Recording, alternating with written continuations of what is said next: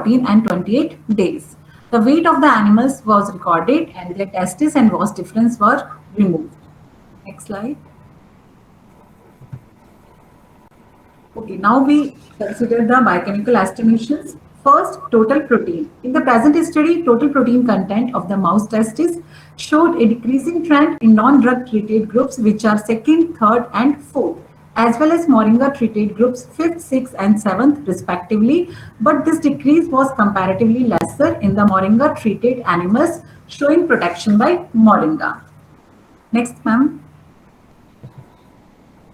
Next, two slides are DNA and RNA content. DNA and RNA content decreased in the testis of cis albino mice in all the groups. Decrease was found dose dependent. The value of DNA declined up to the day 14 in group 2nd, 3rd, and 4th. Thereafter, it increased on day 28. While as moringa treated group 5th, 6th, and 7th, DNA content decreased up to the day 7. Then it increased on day 14. Same observations shown in as RNA. Ma'am, next. Next. Okay. Now we see the acid phosphatase and alkaline phosphatase activity increased on day 1, which continued up to day 14 in the group 2nd, 3rd, and 4th. The value decreased on day 28. While the moringa treated groups 5th, 6th, and 7th, the value of acid phosphatase activity increased up to the day 7. Ma'am, last conclusion.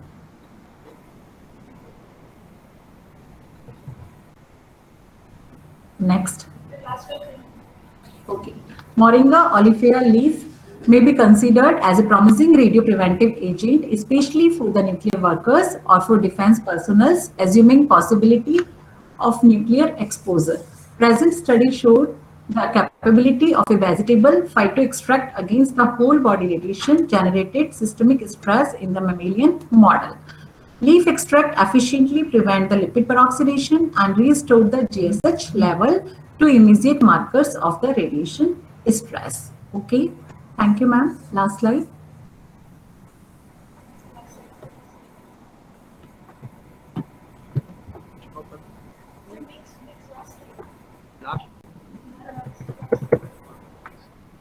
Okay, thank you, ma'am. That was the last slide of your presentation. Thank you for the amazing presentation and being so thorough with the topic that you selected. We would now like to invite Gavi Zaferu from Beltec Rangaranjan, Dr. Sangathular R&D Institute of Science and Technology, Tamil Nadu, India, who will present his paper on a study on grade 10 students' learning achievement on mathematics and hard science, biology, chemistry, physics in both teacher-made tests and standardized tests in Tigray State, Ethiopia. Okay, ma'am. Just am I audible, ma'am? Yes, sir, you are audible. What about my screen sheet? Yeah, sir, your screen is visible. Okay, thank you. Thank you, ma'am. Thank you, sir. Just my topic is measuring grade 10 students' learning achievement on mathematics and hard science subjects in teacher-made test and standardized test in Tigray region, which is found in north part of Ethiopia, Africa. By the way, hard science refers to the chemistry, biology, and the physics subjects.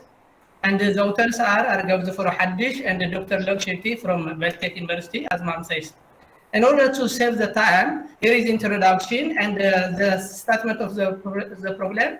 But I should focus on the important points to save the time. So sorry for interrupting you. Your screen is visible, but there's nothing on the screen. Your presentation is not coming. Is that? Okay. Just this is the introduction. In modern education, learning has its pillars. However, achieving them is impossible without effective alignment of curriculum, instruction, and assessment. So there are so many authors that support this introduction or article.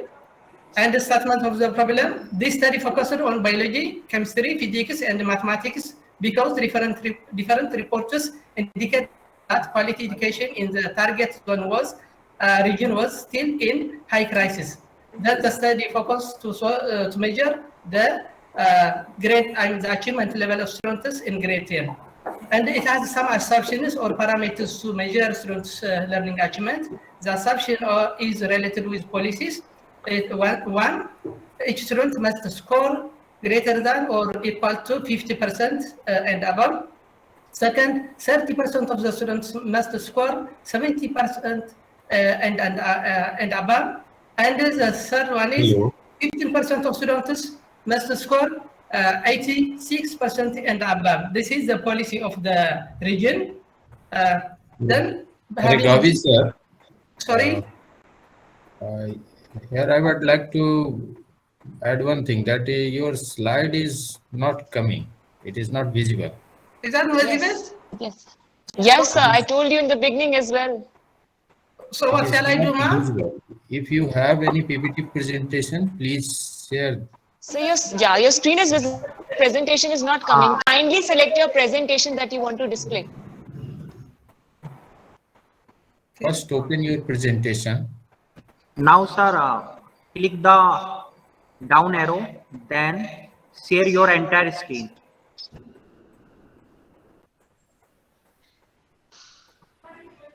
Open your presentation. What about now, sir? Yes, sir. Yes, sir. All right. Okay. So Press the button F5, sir. Press the button F5. Sorry? Press the button F5. Press the button F5 on keyboard. Okay. Just let me focus on the purpose of the study.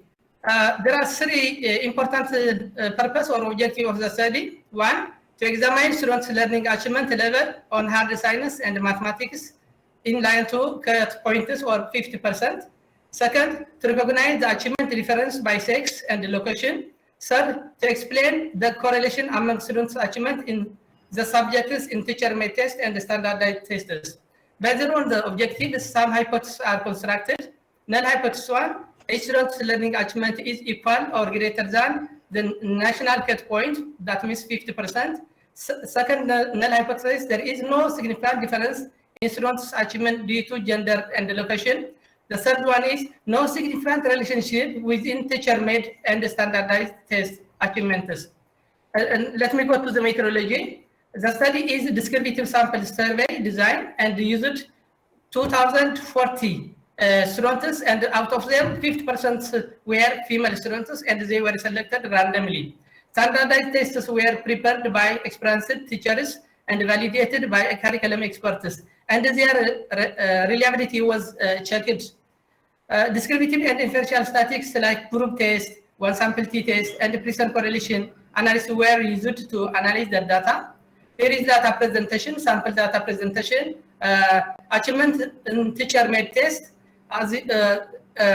Let's see the maximum point out of 100. In all subjects in mathematics, biology, chemistry, and physics, and the average, there is 100 score, whereas the minimum is also to the opposite, even there is 6 in physics. When we pass to the mean, median, and mode, almost all of them are above the cut point, which is 50%. That is good. But when we see among them, the means are greater than the median. The medians are also greater than the modes with positive skewness. This indicates only few students score high marks. So the system is not healthy. The statistics tells us. Whereas in achievement standard tests, there is no 100 score in the maximum statistics, whereas the minimum is 10, 18, 5 out of 100, for example, in chemistry, and so on. And there is no 50 and above 50 in mean, mode, and median. So it is all these are below the cut point, which is 50%. The mean is greater. The means are greater than the medians. The medians also greater than the modes. Still the same with that positive skewness. This also tells us only few students score better mark. So the system is not healthy still. Achievement in standard test in histogram, when we see in histogram, most of the scores, most of the mean of the students lay or late below the mean. That means left to the mean, below one standard deviation. That means, okay. When we interrelate it with the percentiles or quartiles, just even the fifths student, that means the second quartile, couldn't get 50% and above. Even the third quartile, that means 35% of the students couldn't get 50% and above in mathematics, biology, in the average. So this shows this is very low mark. So the policy that says each student must score 50% and above fail, 30% of students must score 75% and above still fail. So this was an ambitious plan, but it is unachievable.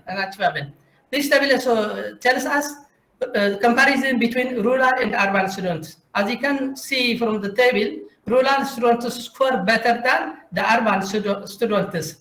And the difference is very significant. At P equals to 0.002, for example, in chemistry, in physics, and in the average. Whereas in biology and mathematics, it's not significant.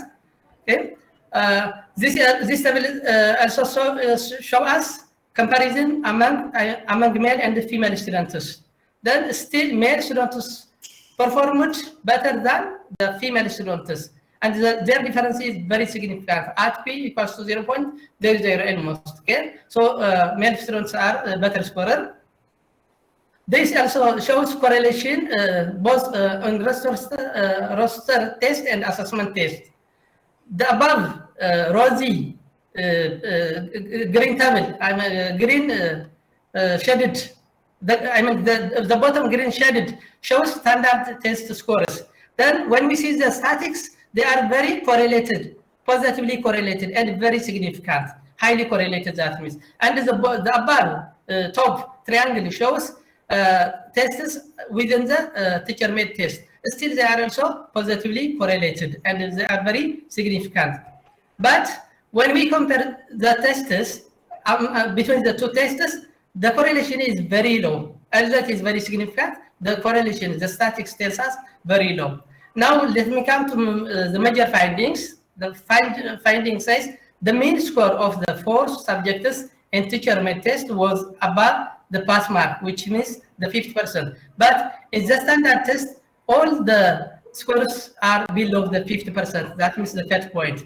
The second finding is the means are greater than the medians are greater than the modes. With positive skewness, this indicates that there was no normal distribution in students' learning achievement.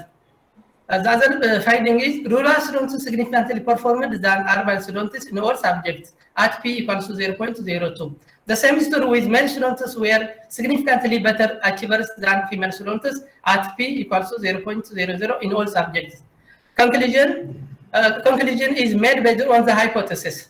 Hypothesis 1 says the null hypothesis 1, each student's learning achievement is equal or greater than the national cut point. That means 50% was rejected, rather the alternative hypothesis was accepted. Second hypothesis, there is no achievement difference due to location disparity was rejected and the alternative hypothesis was accepted. The other conclusion is the null hypothesis, there is no achievement difference due to gender was rejected and the alternative hypothesis was accepted. Fourth, the null hypothesis, there is no students' achievement relationship in between the subjects of the test, the two tests, that means was rejected, but the alternative hypothesis was accepted. So as a conclusion, and some suggestions are here. Suggestion 1, the Tigray Education Bureau, that means the Regional Education Bureau, should let the political decision makers and the stakeholders to mind quality education is a critical problem. This could help to create awareness and get political sensitive mind. Second, teachers, principals, parents, and stakeholders should treat female students by giving intensive academic support and minimize their burdens at school level and home level. Number 3, educational leaders should have provided professional support to teachers to increase efforts for better success of students in hard science and mathematics. Number 4, and the last, teachers must further study why urban students score low marks than rural students. This is an assignment for the study. So this is the end of the presentation. Thank you very much, ma'am and sir. Thank you. Thank you so much, Mr. Zaferu, for such a thorough and informative presentation. We were truly mesmerized by it. Now I would like to invite Asha HS, who is an assistant professor of economics in Government First Grade College for Women, Karnataka, to present her paper on the impact of COVID-19 pandemic on sustainable development goals and overview. Ma'am, the stage is yours. Good afternoon, all of you. I am Ashir, Assistant Professor of Economics, Government First Aid College, Women's Arts, and I am from Karnataka. My topic is the impact of COVID-19 pandemic on sustainable development goals and overview.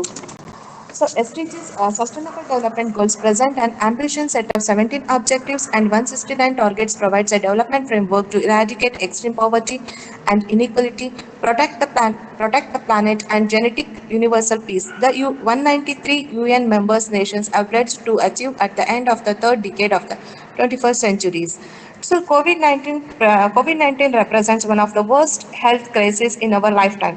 It led the World Health Organization to declare COVID-19 as a pandemic as infectious diseases caused by the most of recent discovered coronavirus. The world economy is stuttering, and we have accepted that the pandemic is not just a health crisis. It has affected SDGs through economic, social, and political avenue. According to an International Monetary Fund report, the world was already into recession, and the pandemic inflicted loss of approximately 2 trillions of US dollars. The Indian economy has likely faced a loss of 10 to 30% in the GDP even in the pre-COVID order. Indian ranking was 117 in Sustainable Development Goals. COVID-19 has miserably affected the Indian economy and its different sectors. Quarantine, supply chain failures, loss of consumer demand have had a serious implementation for a wide range of sectors than initially anticipated. The social fabrics with us. This study's methodology is the secondary data. The study was undertaken collecting information from secondary sources. Impact of COVID-19 and Sustainable Development Goals. I took only 4 goals. The first goal is poverty. Second one is the zero hunger. Third one is the global health and well-being. Fourth one is the quality education in pandemic conditions. The SDG emerged as universal applicable for all countries in the world, and they accounted for all aspects of developing. Example, socio-economic and environmental. All the 193 countries have generally committed to stick on and implemented SDGs throughout its 15 years lifetime up to 2030. The Hello, ma'am. first goal, the first, the first goal is the no I'm very poverty. sorry to interrupt To you. to Your eradicate presentation poverty is in not all forms visible. of and Ma'am, unlock an kindly, enormous human If potential. you ma'am, have prepared ma'am, can any you hear us? PPT, please share. Hello. Yes, ma'am. Sir is asking that if you have any PPT, kindly share it. No, ma'am. So it's an oral presentation. Sorry, ma'am. Okay. It's okay. It's okay. Sorry, sir. The first goal is to eradicate poverty in all forms and unlock an immense human potential in the first goal. This goal focuses on weaker segments of the society and also strives to increase basic resources and services throughout offer support to offerable communities. The spread of the deadly COVID-19 virus, the world over have increased and suffering of the poor and vulnerable segment of the society. The spread and the impact of COVID-19 have put millions of people out of their jobs, and the virus-induced lockdowns causes many people to lose their jobs, and poverty is on the rise. Most affected are those who works in the unorganized sector, whose daily earning provide and fulfill basic needs of bread, clothing, and shelter. The rate of unemployment increases with each day, and voices are becoming louder to tackle the virus, kickstart and stilted economic activities. Negative impacts on production network, reductions and agriculture activities, tourism, trade and industry had led to significant income reductions of both producers and employees. The first wave of the COVID-19 pandemic left crores of Indians poorer, poorer as the national-wide lockdowns to contain the virus took away their jobs and livelihood, indicated that the first wave of the coronavirus pandemic may have double poverty in India. Around 230 millions have been pushed into poverty during the past year, showed a report by Azim Premji University. It said that the rural poverty rate increased 15% and urban poverty was increasing nearly 20%. It is estimated that 150 to 199 millions additional people will fall into poverty at the end of 2021 due to the pandemic. There were job cuts a large scale. The poverty rate of India is set to rise. According to Niti Aayog's first multidimensional poverty index (MPI) report released in November 21, Kerala has turned out to be the state with the lowest poverty rate in India. As per the index, only 0.71% population of Kerala is poor. Kottayam of Kerala is the only district in India without poverty. This district has recognized a zero poverty in the recent released poverty index. States like Bihar, Jharkhand, and Uttarakhand have registered as the highest poverty rates across India. These states have emerged as the poorest states in India. 51.91% of population in Bihar classified as a poor, followed by Jharkhand 42.16% and Uttar Pradesh 37.7. Indian government is spending more schemes to eradicate the poverty. Effect of the COVID-19. Half of a billion people are risk in poverty. Loss of income around 20% can lead vulnerable segment. Huge increases in poverty due to economic depression. So second goal is the zero hunger. Okay, ma'am, come to conclusion. Zero Please, hunger, the conclusion. impact of COVID-19, a huge demand for agriculture these days. So SDGs affected negatively impacted and zero hunger. So the GHI, Global Hunger Index, shows the data. Um, so has decreased from 38.8 points in 2000 and 27.5% GHI score in 2021. The level of hunger in country is still a trend turned seriously. So effects of COVID-19, hunger increasing, malnutrition also increasing, agriculture productivity reduced due to unavailability of labor. Unavailability of labor. Nation will include agriculture in the nation income agenda in the terms of GDP. Good health and well-being is the third agenda of the SDG goal. So number of coronavirus COVID-19 cases across India, states and union territory has increases. Currently, the world is facing a global health crisis. Unlike any other, COVID-19 is spreading human suffering. So effect of the COVID-19, the epidemic spread is not a control. It needs proper control and preventive healthcare needs will arise to eradicate the epidemics. Due to the present pandemic, death ratio went high. It needs to improved quality care will significantly improve the health of the community. The fourth one is the quality education. COVID-19 has made the fourth goal is SDGs. Fourth goal is education, which stress quality education.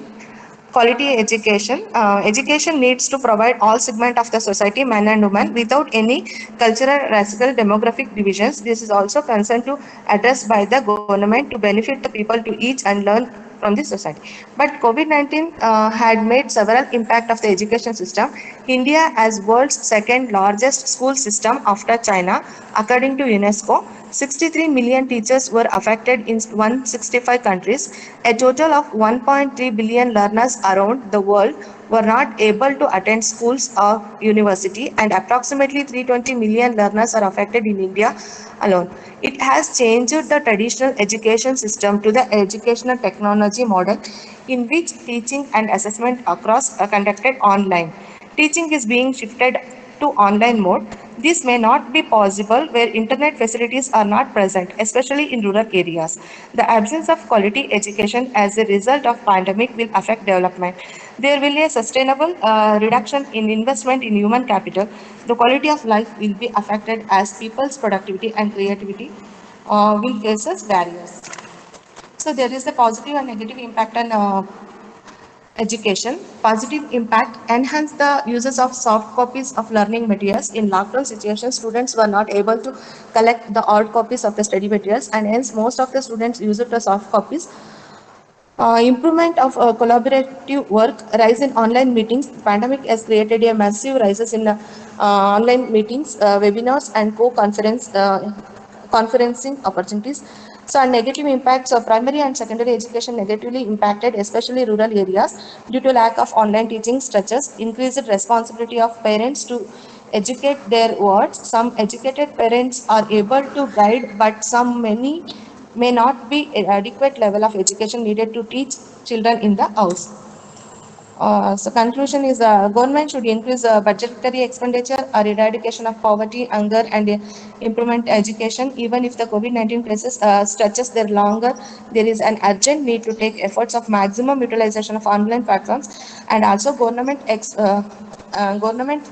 expecting government to provide physical and monetary stimulus packages to boost economics back in track. So sorry, sir, disturbance. Thank you, sir. Okay, thank you so much, Ms. Asha, for helping us analyze the challenges faced by us while targeting to achieve sustainable development. The numbers you shared with us completely stopped our heart.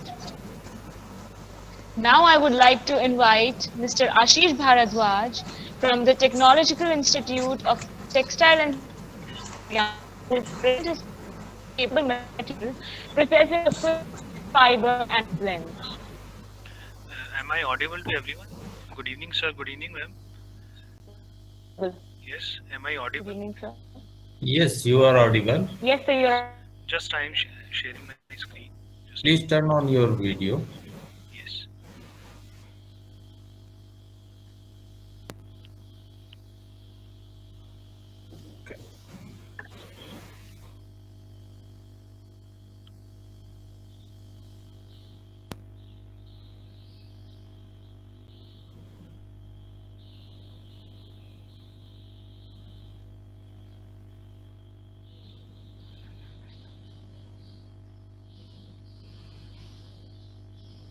My screen is visible to everyone. Yes. Yes, sir, your screen is visible, yes. And we can see the Yes. presentation. Okay. Thank you. So today topic for my presentation is sustainable material. On the first slide, you have overview about my presentation that we are using soya bean. So here in this project, this is my PhD topic, and it is also funded by AICT. We have got a fund of 17 lakh rupees to do this.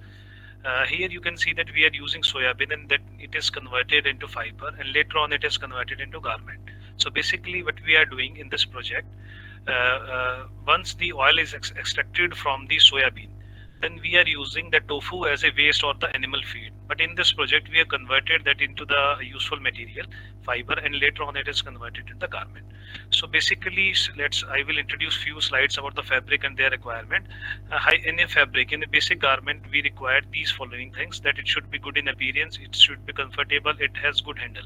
But in overall, if we look in the overall area, that ideal fabric should possess all these three properties: good hand, comfortable, as well it shows good appearance. Now why sustainability? We have look, see, sustainably ground textile industry is one of the second most polluting industry after petroleum. Fabric produced in 2015 is somewhere near to 400 billion. Electricity used is 1 billion kilowatt hour. Greenhouse emission is 120 billion. And so that we have to we have to look into new materials, sustainable materials, to overcome these problems. And this is a report published 2019 in Eco Textiles. Then we have justifying our topic that we are converting things waste into the wealth. So it is a sustainable material. Soybean fiber. Why we are using, or what are the objectives of this project is to construct soybean and fabric with its blend. Then we are using its comfort level, whether it is comfortable to body or not. Then we are evaluating it with other fibers, whether it can replace other fibers or not, and what are the cost impacts and environmental impact of these fiber onto the fabric. So why we are looking into soya? Basically in this project we are going to replace wool with soya. Why we choose soya? Because again soya is also a protein based fiber, and wool is we get it from sheep, but again it is a part of animal cruelty that we are removing the hairs from the sheep's skin. So here we are using soybean to replace the wool. So basically in this project why we choose soya? These are basic characteristics. Soya, it is luxurious, it is comfortable, it has good physical performance, it has high health protection function. One important thing, when we wear soya, it erects some amino acids in the skin, and these are skin friendly. It is also UV protective, it helps to evaporate the skin very fast, it has antibacterial functions. So again makes a good choice over other fibers. When we compare physical properties of soya fiber over other fiber, it shows excellent physical properties, so again makes it a good material. So in the present work, what we have done, we have constructed 12 different fabrics in different proportion. We are using 3 different fibers, soybean, wool and polyester, then make it to yarn, convert it into fabric and go on to the garment part. Later on, we have dyed all these fabrics with 3 different kind of dyes. So these basic methods we have checked the physical properties: drape, bending, crease, tearing, tensile, pilling, and abrasion. Whatever properties were required in a garment, we have tested all these properties. Also comfort, because comfort is one of the most important aspect of any garment. So here are these results, testing methods, and later on, one important thing is dyeing. We have to check what are the dyeing properties of or how the fiber looks, fabric looks when it is dyed. So basically we have used 3 different classes of dyes: reactive dyes, metal complex dyes, and acid dyes. These dyes are used to dye the wool fabric. So in the present work, we have used 9 different dyes in these 3 different classes as shown in the slide, in 3 different basic colors: blue, yellow, and ruby. And then we have compared the dyeing parameters of these fabrics. Here in these slides, the dyeing parameters are shown. So here you can see that the soya blended fabric has shown the peak, and they are excellent dyeing properties. So again, make it a good choice over other fibers. So these are results related to the dyeing.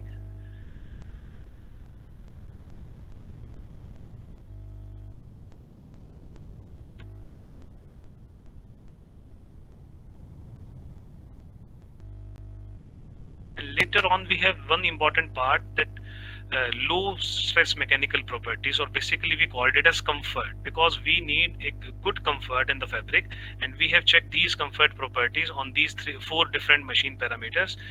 Basically we calculate 16 different parameters to evaluate the surface feel. If you observe that whenever we go on a shop and purchase a fabric, we just feel the fabric, but it doesn't have any we don't evaluate, it is just a perception. So it is a subjective testing, but by means of this machine you can objectively, you can calculate it, that whether the fabric shows good comfort or not. When we make this fabric and different on behalf of these 18 properties, the soya fabric shows excellent properties in terms of total hand value, which is shown in this slide, THV value. So here you can see that it is generally given on a scale of 0 to 5. 0 is worst and 5 is best. Most of the fabric lies between 3 to 4. So that means shows that it is good for apparel purpose.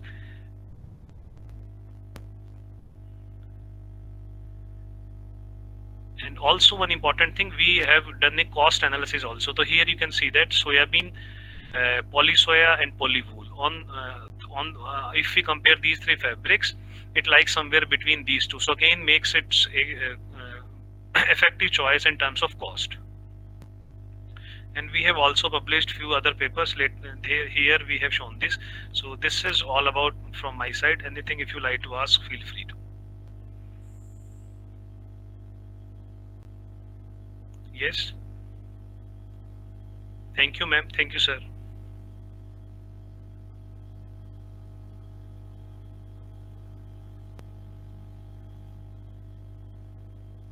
If anyone has any questions, you can ask Mr. Bharadwaj. Okay. Thank you so much, Mr. Ashish, for sharing such an innovative idea with us. It's a really creative idea. Thank you, ma'am. Thank you, sir. We would now like to invite Mr. Ashok Kumar, who is an assistant professor at Yash College of Education, Rohtak. He is going to present his paper on COVID-19, महामारी के बाद पर्यावरण में बदलाव का अध्ययन.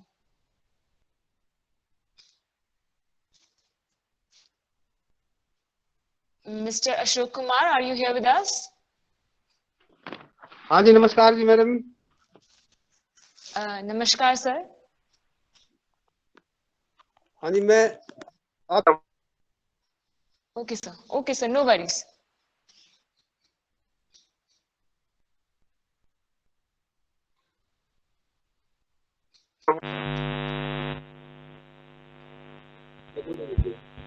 हाँ जी, आप सुन पा रहे हैं मुझे? हाँ जी सर, आप विजिबल भी हैं, ऑडिबल भी हैं.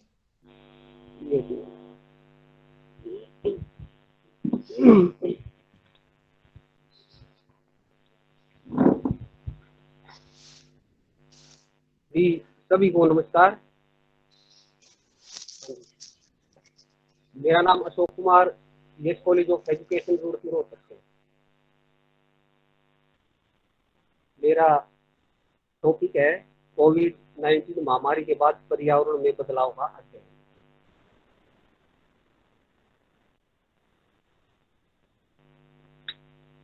सभी को पता है कि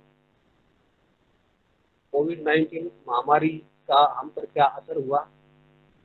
ये प्रकृति का चक्र है कि कई सालों बाद कोई न कोई महामारी आती है या कोई ऐसी घटना घटती है कि जिसका मानव के जीवन पर बहुत ही बुरा असर पड़ता है।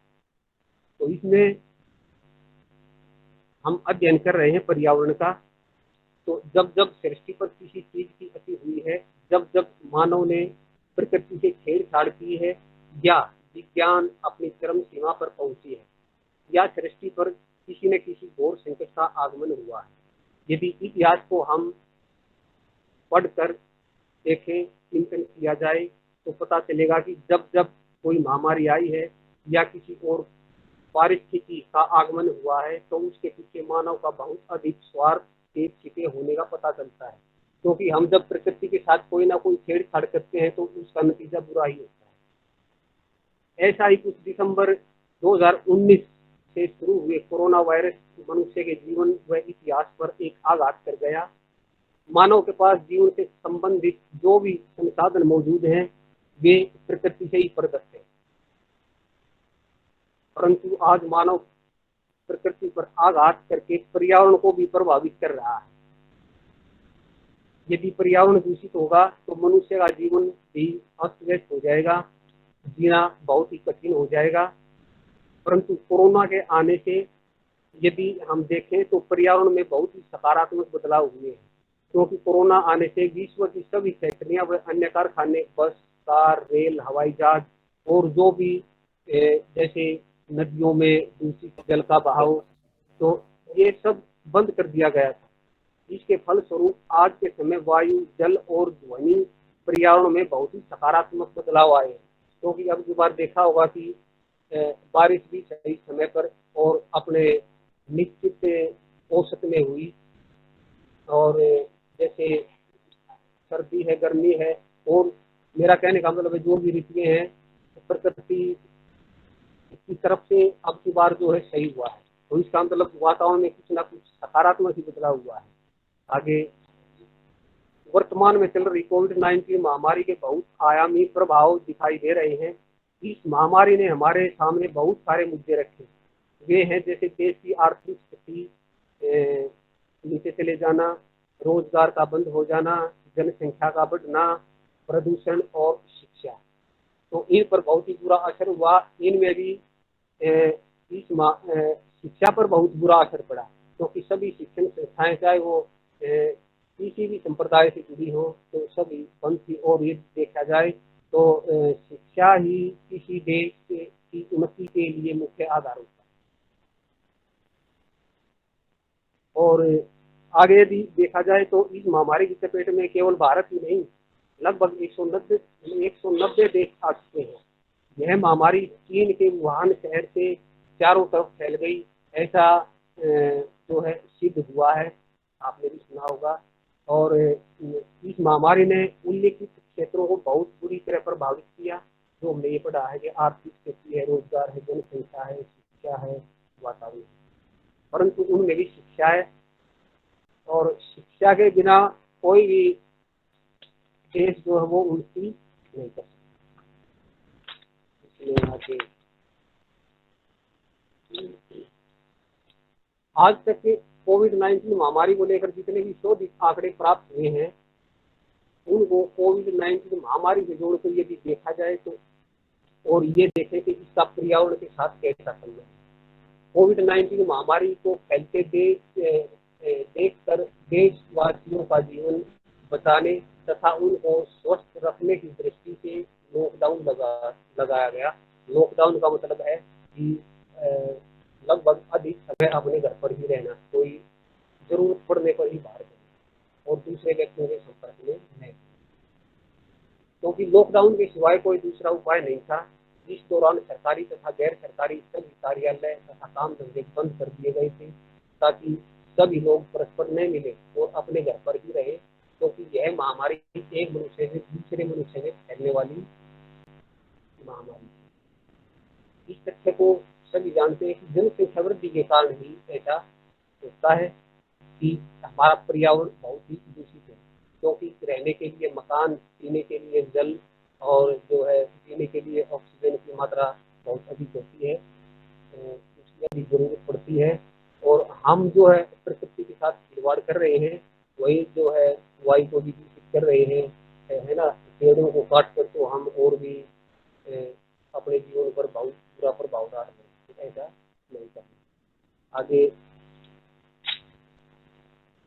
कोविड-19 महामारी के समय प्रकृति का यह रूप मानव जीवन के लिए भले ही राहत देने वाला हो, परंतु जब जब कोविड-19 महामारी जड़ से समाप्त हो जाएगी तो पर्यावरण की स्थिति और भी ठीक हो जाएगी, क्योंकि कोविड-19 महामारी ने हमें जीना सिखा दिया कि हमने किस प्रकार से जीना है, किस प्रकार हमने अपने ऊपर खर्च करना है, किस प्रकार लोगों से मिलना है। पर्यावरण समस्या का यह अल्पकालिक सकारात्मक सुधार न तो स्थायी समाधान है और न ही वांछनीय परिणाम है। हालांकि वर्तमान स्थिति को प्रकृति की ओर से दी हुई चेतावनी समझनी चाहिए, जो मनुष्य को जीवन शैली और विकास प्रक्रिया के तौर तरीकों को बदलने का अवसर प्रदान करता है। इतिहास ऐसे कई उदाहरणों से भरा पड़ा है जिससे यह साबित होता है कि महामारियों का पर्यावरण पर बहुत बुरा प्रभाव पड़ता है, परंतु महामारी के बाद और आर्थिक विकास की रफ्तार को बढ़ावा देने के लिए प्राकृतिक संसाधनों का बड़े पैमानों और अमर्यादित दोहन किया जाना चाहिए। अब मैं निष्कर्ष में 2-4 लाइन और बोल देता हूँ, समय का अभाव है। अतः निष्कर्ष रूप में कहा जा सकता है कि कोविड-19 महामारी की वजह से प्रत्येक मनुष्य लॉकडाउन के दौरान अपने घरों में ही रही। इस महामारी का प्रभाव देश की आर्थिक स्थिति, रोजगार, पर्यावरण व शिक्षा पर मुख्य रूप से पड़ा, जिसकी वजह से मनुष्य का जीवन खतरे में पड़ने लगा।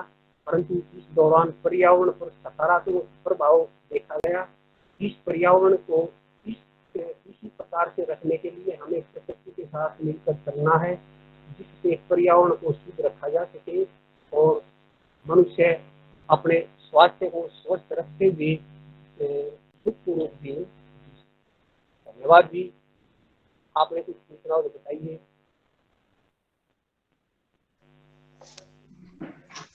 अगर किसी के पास भी कोई प्रश्न है तो आप मिस्टर अशोक कुमार से पूछ सकते हैं। Okay, thank you mister Kumar. आपने बिल्कुल सही कहा, जो प्रकृति हमारी जननी है, हम उसे ही नष्ट कर रहे हैं और हमें इसके प्रति सतर्क हो ही जाना चाहिए, क्योंकि प्रकृति एक ऐसी चीज नहीं है जिसके साथ हम खिलवाड़ कर सकें। जब वो बरसती है तब वो सब कुछ तबाह कर देती है, और ये शायद हमने देख भी लिया। So thank you so much, sir. It was a wonderful presentation. Now moving on to the next person, I would like to invite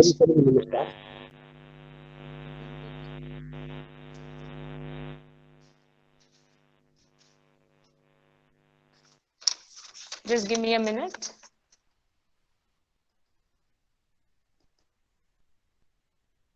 I would like to invite Ms. Jyoti Bell Radigiri, who is a research scholar from Bharatiya Engineering, Science and Technology Innovation University, Anantapur, India, who will present her paper on impact of information and communication technology after COVID-19 pandemic on environmental sustainability and development. Ma'am, the stage is yours.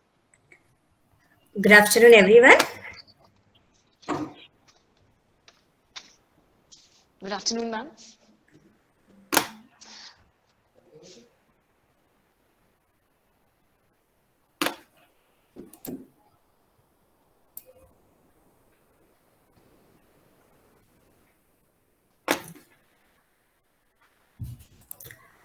Is my screen visible, sir and ma'am? Yes, ma'am, your screen is visible. Yes, ma'am. Yes, Okay. it's visible. Is the PowerPoint presentation is playing, ma'am? Once, just could you? Yes, ma'am, it's playing. Good afternoon, everyone. Welcome to the International Conference on Multidisciplinary Aspects of Environment and Sustainable Development after COVID-19 Pandemic. Technology and environment are the two pillars for the development of a nation. I believe in this. I, Jyoti Baladigari, a research scholar, computer science discipline from Bharatiya Engineering Science and Technology Innovation University, and also lecturer from St. Francis College for Women, Begumpet, Hyderabad, Telangana. I'm going to present on the topic Impact of Information and Communication Technology on Environmental and Sustainable Development after COVID-19 Pandemic. COVID-19 slowed down us, but what we have learned, the virus gave us time to think, but what we are thinking, a saying by Donna Mars from Conscious Use Solutions to 21st Century. And also, technology is how we create wealth, how we cure diseases, how we'll build an environment that's sustainable and also gives us people the capacity to pull more of the world and still leave it in a better way they found it. Saying by Dean Kamen. I would come to my topic with the topics of impact of COVID-19 and environmental sustainability, ICT, the background for the problem, what are the challenges and objectives, what are the analysis I have done, and discussions, solutions, then conclusion and references. Impact of COVID-19. The COVID-19 corona instantly immobilized the entire world. All work, including travel, trips, came to halt, and there was hiccups in every turn. They had no choice but to stay wherever we were, all over the world due to circumstances. Everything, trains, flights, everything was stopped, hospitals, except the emergency services. Environmental and sustainable development. Sustainable development is an organizing principle for meeting human development goals while simultaneously sustaining the ability of natural systems to provide the natural resources and ecosystem services on which the economy and society depends. It's nothing but whatever the development that meets the needs of the present situation without compromising the ability to sustain for the future generations. If you see in this, which I have designed like various kinds of the technologies, because my thing is related to... Sorry, ma'am. Sir? Please continue. Yes, ma'am. So, all the technologies what we are using, either Google or Soya, Microsoft, WhatsApp, or e-learning apps, Moodle, etc., and also chatting apps, or it can be any kind of a streaming like YouTube, etc. All this depends upon the environment. Whatever we are using, it affects to the environment. Some are directly, some are indirectly. That makes a lot of reference. So how it's happening? The technology and the goals of sustainable development goals. As a user, we are binded with multiple things, multiple components, infrastructure, the technology, social, economical, government. These are the things which we need to bind and which we have to consider for our environmental sustainability. ICT, that is Information and Communication Technology, is an umbrella term that includes any communication device what we are using today. Either it can be telephone, or it can be televisions, or the cell phones, or computers, or any network hardware and satellite systems. Not only that, the appliances which we use for various services which we require also considered as a ICT part. That is video conferencing, what we are using right now. It can be a Google Meet or anything, and includes the various forms of technologies to create, to display, to store, and process and transmit. As of now I'm transmitting using some kind of a device, right? Some kind of a presentation using a PPT to exchange the information via YouTube or anything which can be. This given by UNESCO in 2007. The background of the problem, if we need to consider, as in today's generation, we are using the cloud computing. Because we are using the smart devices for everything, we need to depend on the internet, networking, where the cloud computing comes into matter. So in order to use the computing services, instead of using directly if we are using through the cloud, there is a chance of having a less kind of, saving the environment to more extent by using the less devices. That's how the problem is. So cloud computing refers to the on-demand availability of the computer system resources, particularly data storage and computational power, without user having to manage them directly. There are many elements in this digital era that uses the gadgets together. It can be a general electronic item, something like washing machine, AC, etc., or USB laptops, PCs, or mobiles, what we are using. And most of the educational apps which increase the internet usage after COVID-19, because the impact is a lot and lot drastic changes come after the impact of the COVID-19 coronavirus, because everything was halted and we are supposed to continue the education system or any work. There is no other go. And in order to have the development using the technologies, everyone started using some kind of the apps, learning apps. And like some of the apps I mentioned here, Swayam, Coursera, Google, Great Learning, Byju's, or White Hat, and many more actually, many more. Not only this, in order to communicate, in order to have the conferences, we are using the video, any kind of meeting applications such as Google Meet, Zoom, WebEx, Microsoft Teams, and many more, GoToMeeting, etc. I have mentioned a few here, and these are like earlier it was a Google Duo, but now changed to the Google Meet because of huge demand by the people. Billions of people need to use it. Earlier, in each home, not even one device we are using. But nowadays, every home, at least a minimum of 4 devices became mandatory with the mobiles as well as the PCs. Because the requirement is in such a way that there is no go for go. We have to, otherwise we stop learning, or we stop developing, or we stop marketing, or we stop doing the business. Somewhere we have to halt if we are not moving with the technology. Something has some analysis showed for the 2011, 21 and 20. And what are the challenges and objectives? There are many problems with the technology, like increasing the devices. So we have to take care of that. And in order to save the environment with the devices, whatever energy it is emitting, we need to take care, measure whatever the parameters are required. And cost, definitely to make all these, cost matters a lot. It is very expensive, whether to buy the devices or to save the devices. Again, to make use of the devices in lesser way, we to go to the networking and cloud computing, and to provide the security. And every corner we are hearing that cyber crimes today are, gone to a peak stage, and everywhere it came to the limelight that so many things happened because of the cybercrime.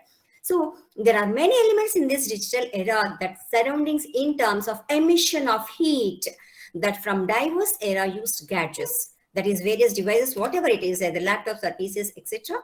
Globally, digital growth is huge, which is, billions of people as a tool. Like some analysis has taken from the source from UN local governments.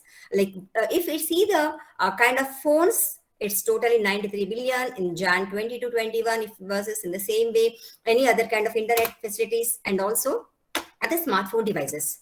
So how we can make it? What are the objectives we need to consider?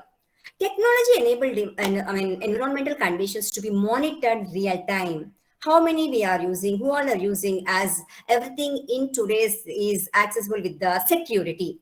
And the impact of smart device technologies on human interactions is huge.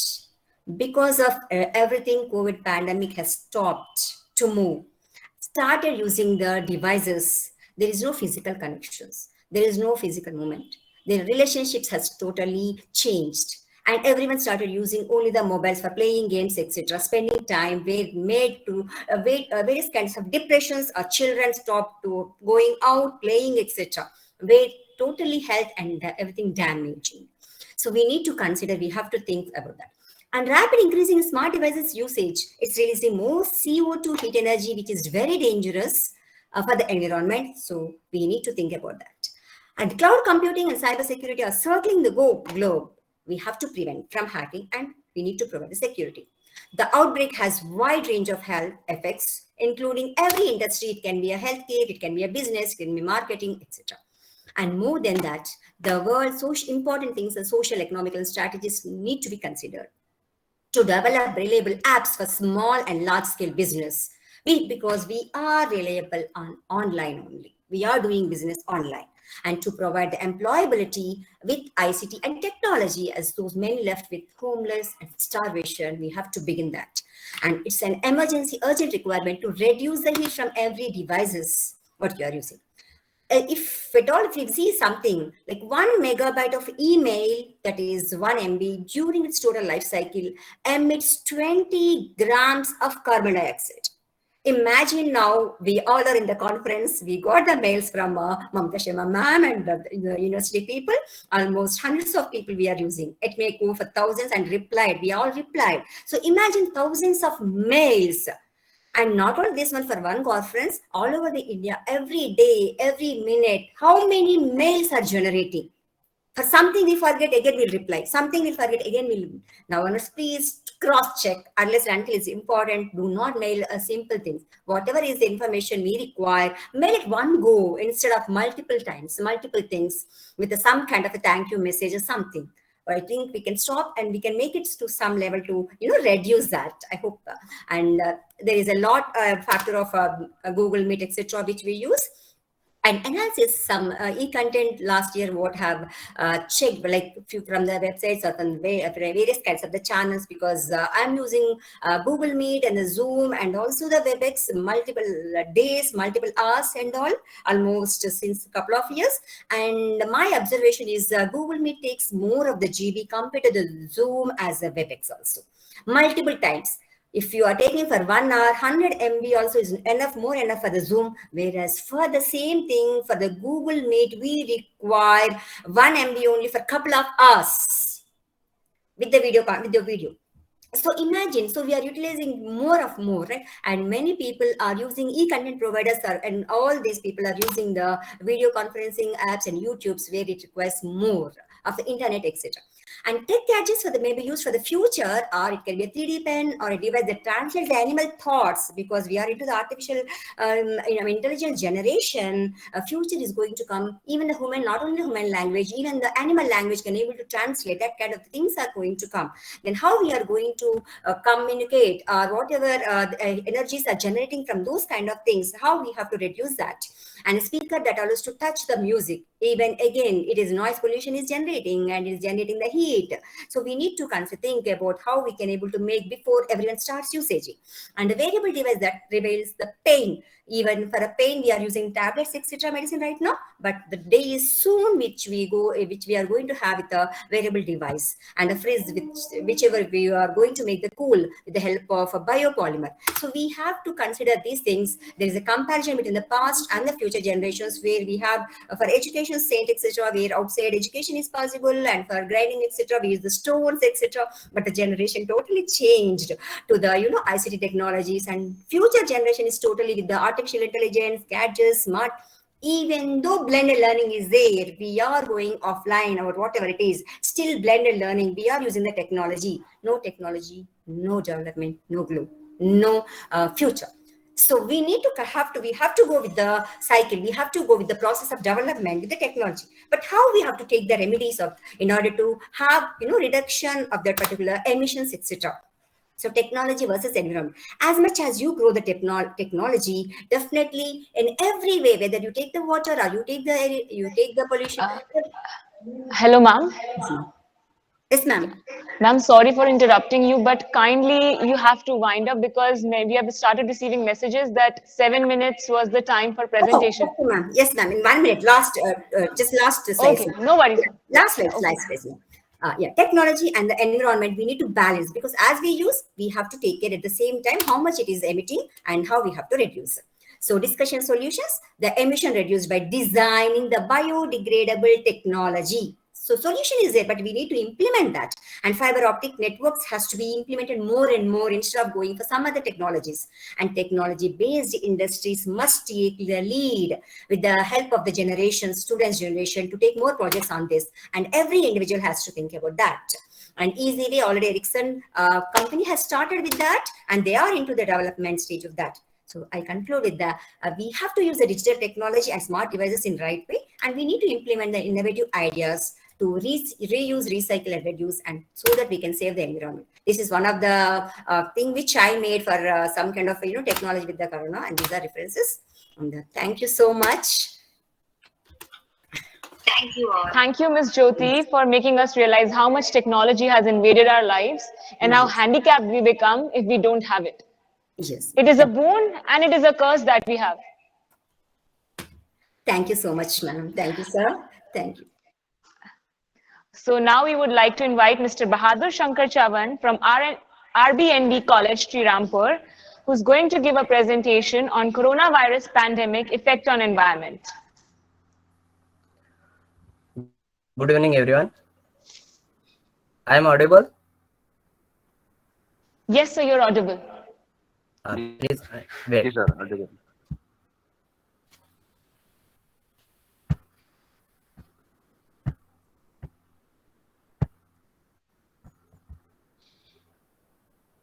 My PPT is visible. Yes, sir, your PPT is visible. Okay. Good evening, everyone. Myself Bahadur Chavan from Department of Zoology, RBNB College, Srirampur, Savitribai Phule, Pune University. Today I have presenting my one small research paper on coronavirus pandemic COVID-19 effect on environment. Okay. So introduce from in Wuhan. We know that in China and transmitted worldwide in very short time. In our India, COVID-19 is confirmed at 13 January 2020 in state of Kerala. Okay. So the interrelation between COVID-19 and environment is an emergent research topic. So we have covered it some on that topic is several studies I have reported in significant correlation between climatic change, and these are the indicator as like temperature and humidity, wind, rainfall. These are also we have seen in a climatic change. COVID-19 pandemic has impacted every aspect as like human and global economy also. Every country authorized to set down transport and travel into the out of cities means lockdown period is important. So we have here about a research methodology. In that my small research paper, I have proposed a generally hypothesis on that there is a significant impact of COVID-19 on that pandemic on of our environment. Some are positive effect and some are negative effect. In positive effect, we have controlling and we have heard about it, and negative effect on agriculture also. The indirect effect of lockdown on the environment is indicating that a reduces of sound pollution, and also pollution of beaches, and quality of air is improved due to that. Sound pollution is also caused by extension industrial activities, and these are harmed publicly health and damage of natural ecosystem. Such a positive and negative effect shown in this study.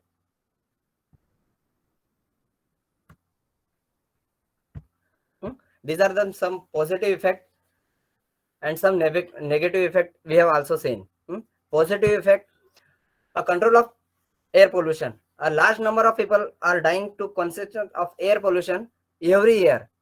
In year 2017 alone, air pollution caused 4.9 million deaths in globally.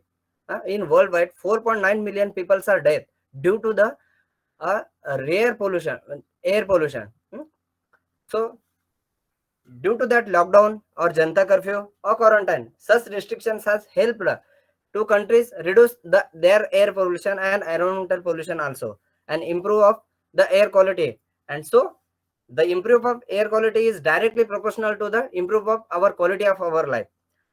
According to Dentas and Tobas, research found that NO2 means nitrogen and black carbons BC is reduced 50% during the lockdown period. These are the values in April. Okay, and next positive effect is control of water pollution. Water pollution is common phenomenon of every developing country like India and world also, where domestic and industrial wastes are dumped into a river without treatment. During the lockdown period, A major industrial resource are polluted have the any problem? No, please continue. Okay. So during lockdown period, a major industrial area is completely stopped, which is helped to reduce pollution of load. During the COVID-19, waste of the amount of food waste is also reduction in the beaches area. Third one is control of noise pollution. Environmental pollution is defined as an unwanted sound that could be generated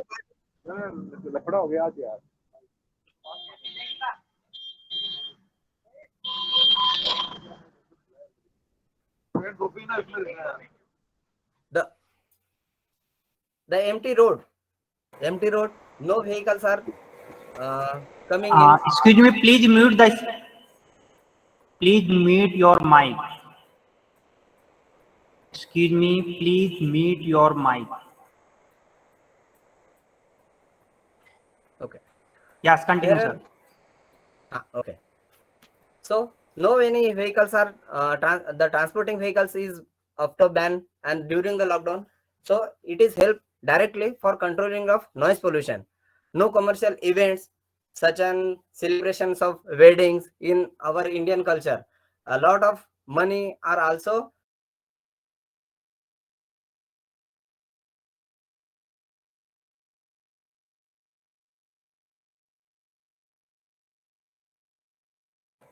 ji sir, continue.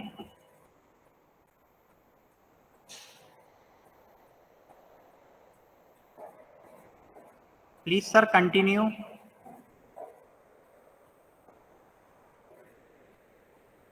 Are you hearing my voice?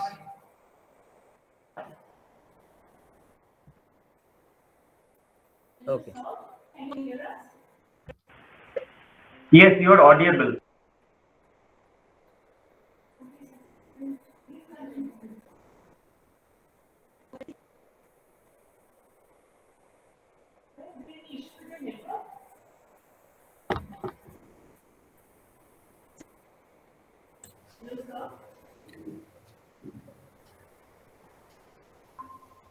Hello, Mr. Chavan, you are not audible. Hello. Sir, I am audible? Yes, now you are audible. Please continue. Okay, okay. The fourth aspect is a control of temperature. Strict lockdown play essential role in low transmission of COVID-19. As the global temperature, we have responded due to the COVID-19 restriction will be probably be a small. A climatic of our region is also.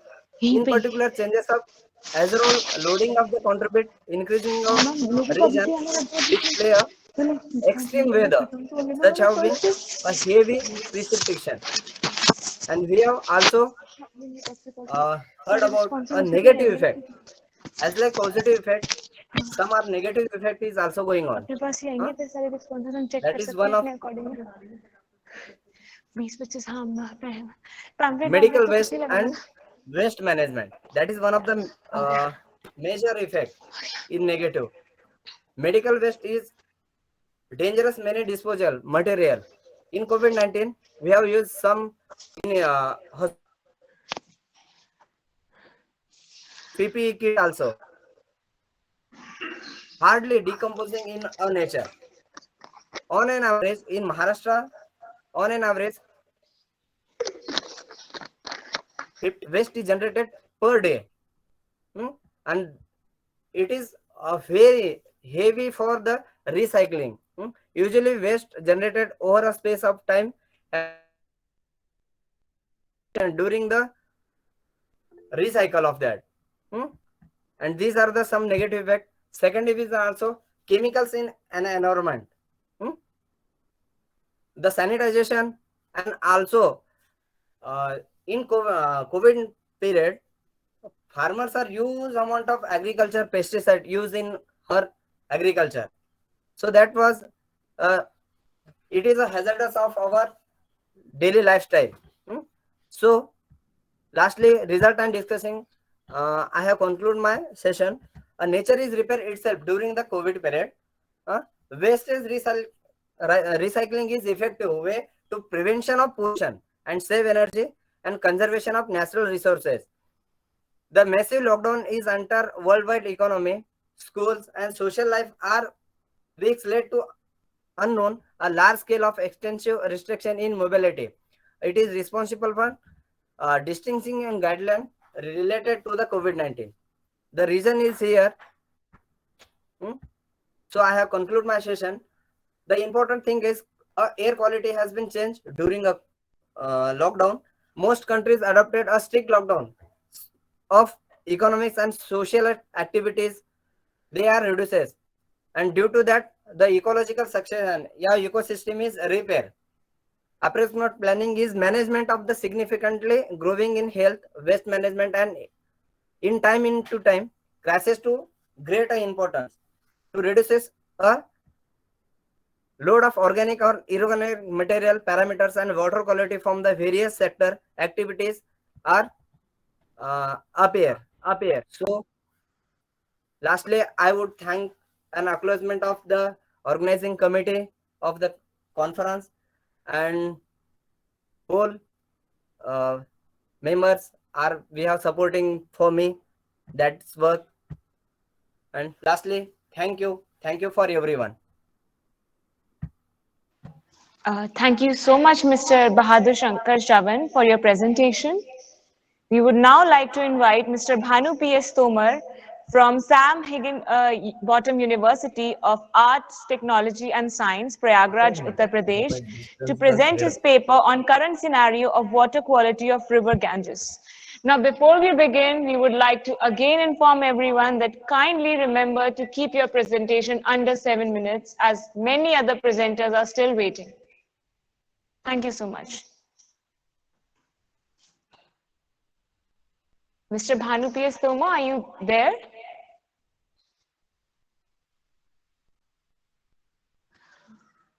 Okay, moving on. I think he's not with us. Next we have Mr. Buddhadev Ghosh, who's a researcher and TAP at Cell for Indian Science and Technology in Sanskrit at IIT Powai, Bombay.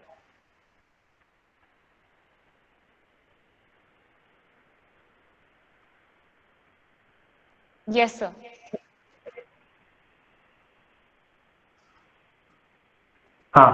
So I think I am audible and visible also. So yes, sir. First of all, pranam to our chairperson of this series, Dr. Rajiv Ranjanji, and thank you to the organizing committee to giving me such an opportunity. So I would like to present something on this. Let me take 10 seconds. Hello. Yes, sir.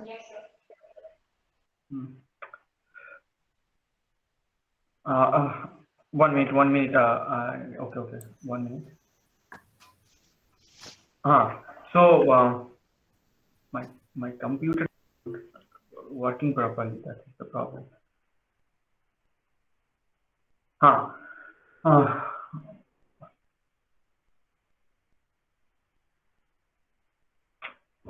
What is the problem?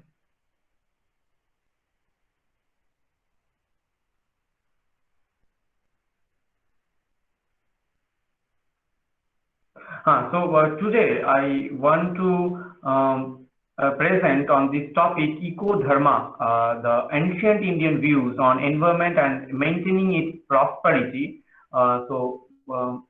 Now I am just presenting whatever I have as a presentation here.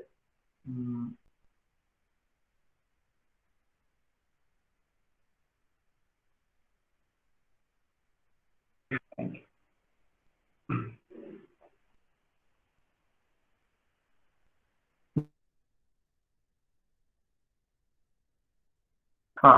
So it is visible. So I shall not take much time to present this because many of the delegates actually come with the different ideas. As today morning, Professor Rao also told about he has told that our dharma, our Indian perspective, has a rich connection or a useful connection with the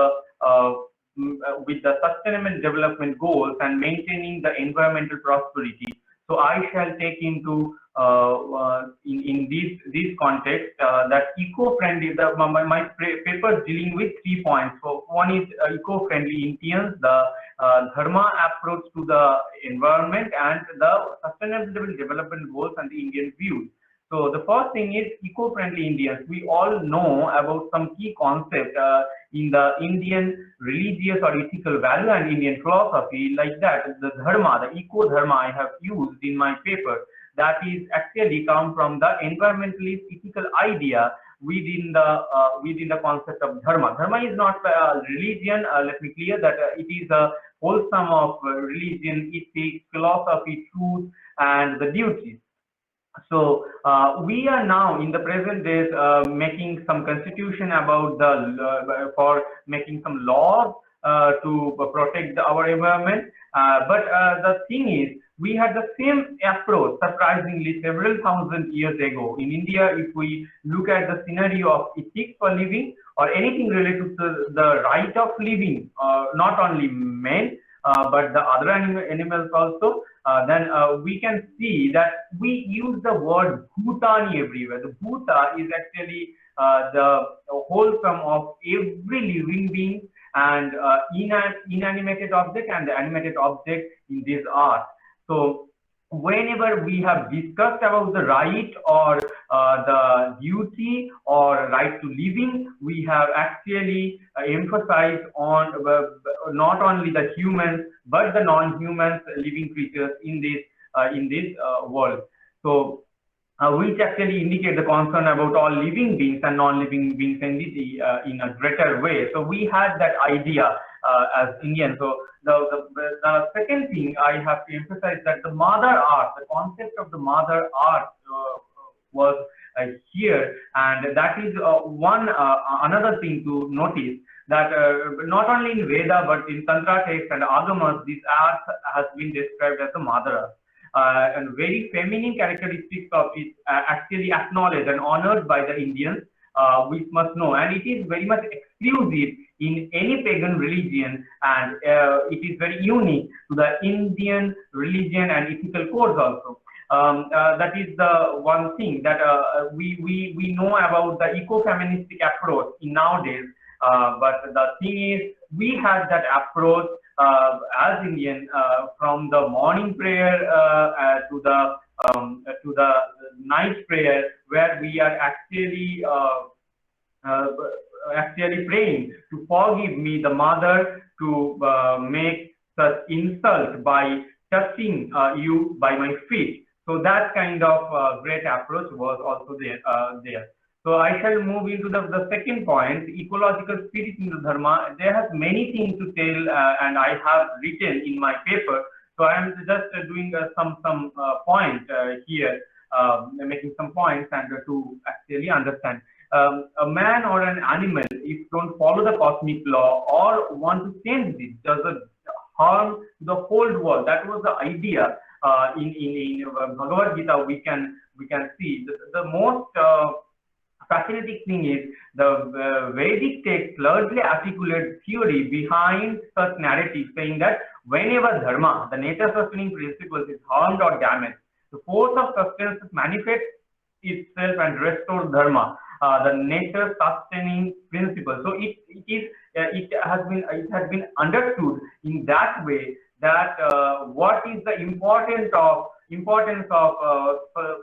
sustainable development or the environmental protection. It was there in the deep philosophical construction in the Indian philosophy or the concept of dharma. So I shall go to the third and the last point I want to emphasize on. That is a sustainable development ideas in the Indic values. I must tell that we all know about the 17 Sustainable Development Goals announced by UNESCO. We must take a look there and get to know some points similar as for the Indian ethics.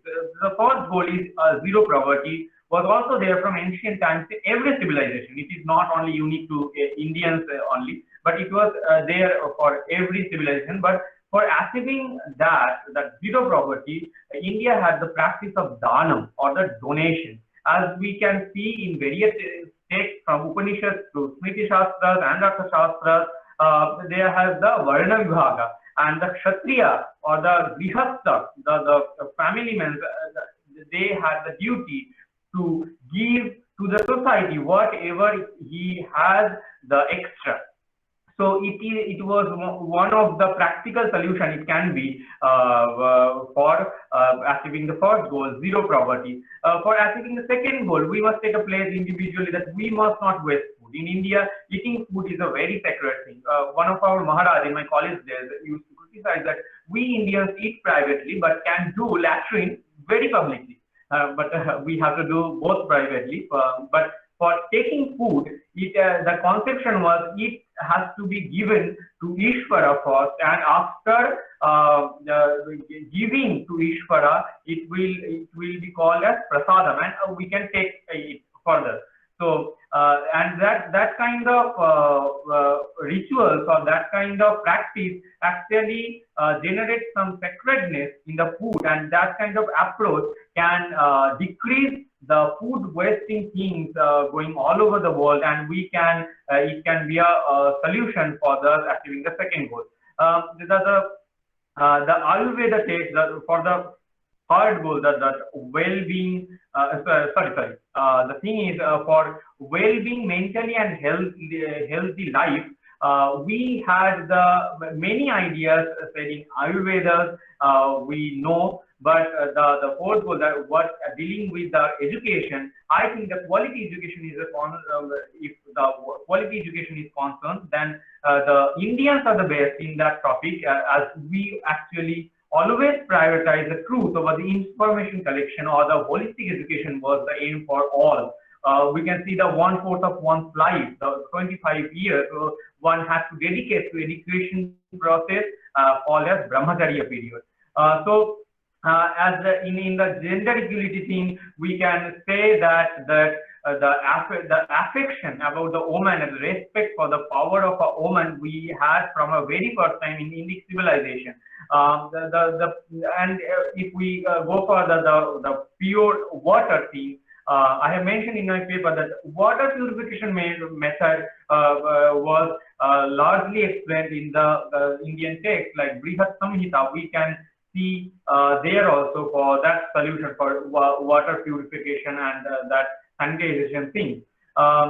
We need to know that the 7th, 8th, and 9th goals, what actually dealing with the proper awareness and the building the skills properly. We have some of the idea from the Gita, Bhagavad Gita, where Krishna is also he told about the yoga and explained that yoga, not that exercise only, that is the what of doing the work easily. Yoga karmasu kaushalam.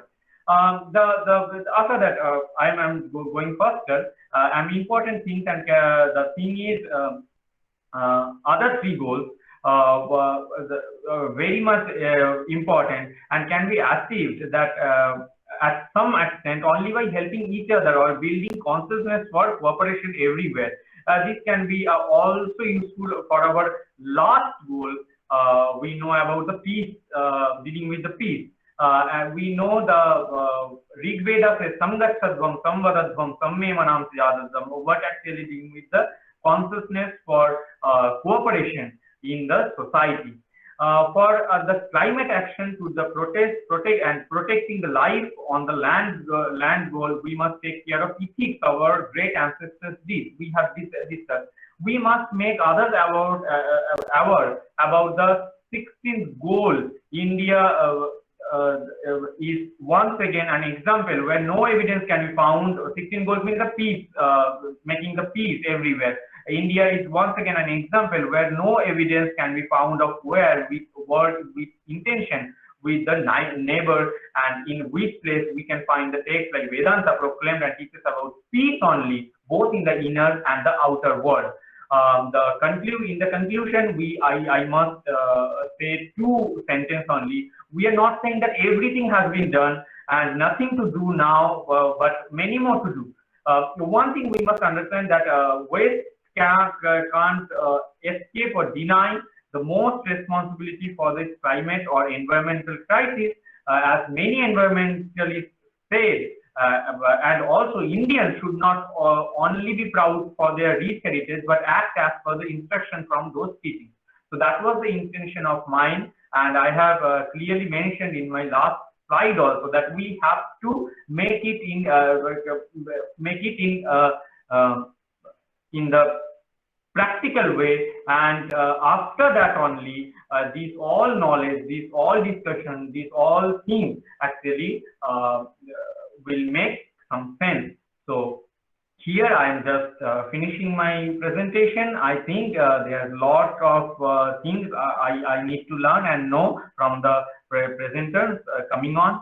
Om Shanti Shanti Shanti Hari Om. Thank you so much for such a spellbinding presentation, Mr. Ghosh. You truly mesmerized us with your words. Now I would like to invite Chippy John from Porukara College of Education, Champakulam, Kerala, who is going to present his paper on organic farming, process, prospects, and plausibility.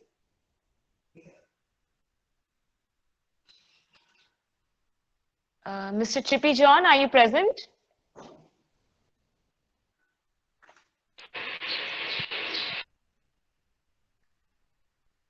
Okay, let's go to the next presenter.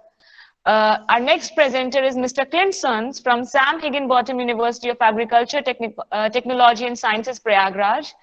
And he is going to present his paper on estimation of bird diversity in different landscape of Kozhikode district of Kerala. Mr. Sons, are you here with us?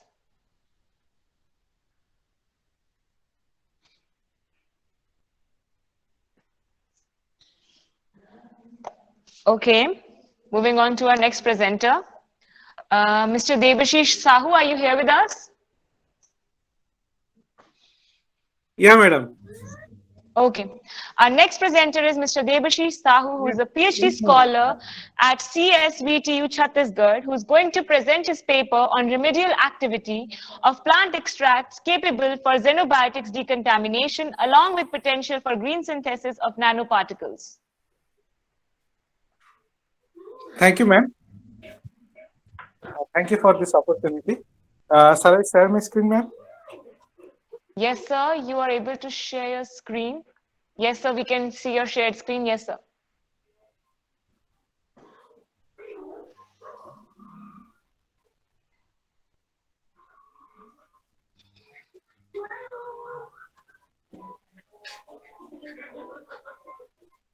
Yeah, is my screen visible?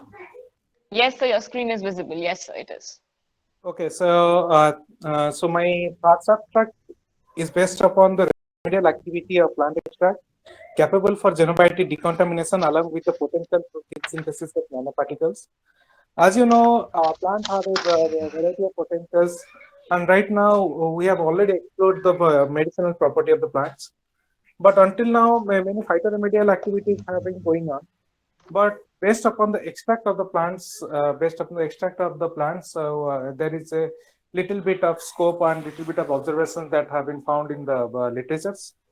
Along with that, plant material have a greater capability of going for green synthesis of nanoparticles that can be used for in process in future, can be used as medicinal property or in type of bioremedial activity. So this first extract is based upon the capability of the xenobiotic decontamination and other potential for the so plant have been playing an important role in bioremediation of the xenobiotics.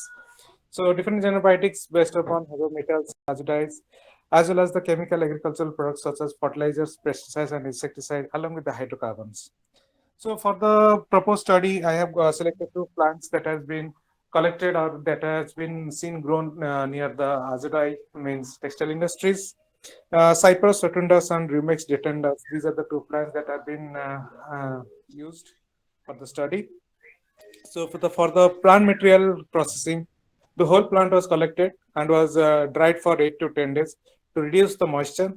And the dried plant was milled to powder form by mortar and pestle, and the powder was sieved again to get a uniform sieve size. The extract preparation plant material was prepared by using 1 gram to 20 ml of solvent. The sample solvent was kept in 48 hours in second incubator. After 48 hours, the mixture was filtered and the filtrate was collected. So the solvent for extract preparation was used for the two different solvents properties were used: polar solvents and intermediate polarity. So for polar solvents, water acidified water was used, whereas for intermediate polarity, hydroalcoholic extract, ethyl alcohol, and acetone was used. So for different conditions, pH, temperature, time, taking speed was given as per the protocol. So for extraction of the endophytic fungus that is associated with the leaf, the different metabolites were evaporated by culturing the endophytic fungus in PDA with 0.1 chloramphenicol antibiotics. So the parameters were 5.9, 30, and 70. And on incubation for 10 days, and it was the filter was filtered by number one filter paper. And again, they are separated by separating funnel, and the esterified extract was collected for the further analysis. So different plant code that has been used here were for Cyprian rotundus T was used and Rumex detenatus E was used. So here and the solvent codes were as given. And four different types of dyes were used for the analysis. Methyl red, methyl yellow, rhodamine, and Congo-red 0.1% was used. And the degradation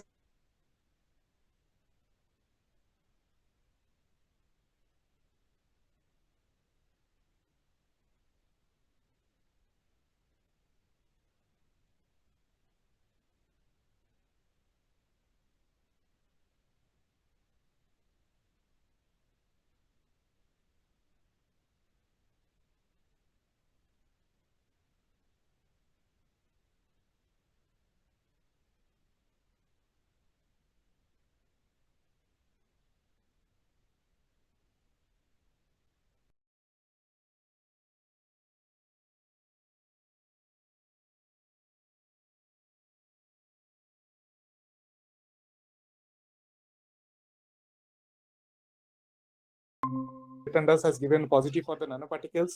So after incubation of 36 hours, 36 to 40 hours, the color of the solution changes to dark red or brownish red color, giving an indication that nanoparticles has been formed. So for purification, we have used centrifugation method, repeated centrifugation method, and the characterization was carried out by UV spectroscopy as well as by SEM or electron microscopy. Here you can see the morphology of the silver nanoparticle that has been used, and it is highly variable, and the assemblies were found to be aggregated for silver nanoparticles, and the range was from 15 to 20 nanometer. The results for the endophytic fungus was that the endophytic fungus that was isolated for the leaves of Rumex detenatus was Cladosporium. Then qualitative analysis of secondary metabolite used for isolated from the endophytic fungus found to be flavonoid, phenolic, carbohydrate, protein, glycosides, saponins, steroid. And the isolated endophytic fungus isolated from the root of the plant contains alkaloid, flavonoid, phenolic, tannin, coumarin, resin. So the observations here after some of what the experimentation has given, that the combined effect of extract and the silver nanoparticle gives an enhanced activity in the reduction of azimuth by 10 to 25%. And conclusion is that limited study has been proposed for plant extract and endophytic fungus as the potential for environmental bioremediation. Present studies show promising candidate for bioremediation. Future studies shall indicate identification of molecules, phytomolecules responsible for bioremedial activity, along with integration of nanotechnology with plant-based remedial activity, which will give new insight to faster, cleaner, efficient, quality-based, environmental friendly, and non-toxicological alternative compared to the currently available techniques. Thank you. Thank you Hello. so much, sir. That was really informative. Okay, Yes, sir. Devasis, I have one question. Yes, sir. How will you come to know that it is ranging between 20 to 50 nm? Actually, it is by the electron microscopy. from the electron microscopy, we can find out what is the morphology, as well as the characterization of the nanoparticle carried with transmission electron microscope. Have you used X-ray diffraction? No, not yet. Only electron microscopy we have used. Okay. Thank you so much, sir. We have the next paper by Mr. Debashish Sahu as well, which has been titled as Phytochemistry, Therapeutic Potential and Nanobiotechnological Aspect of Abstracts from Peltophorum pterocarpum, Yellow Flame Tree.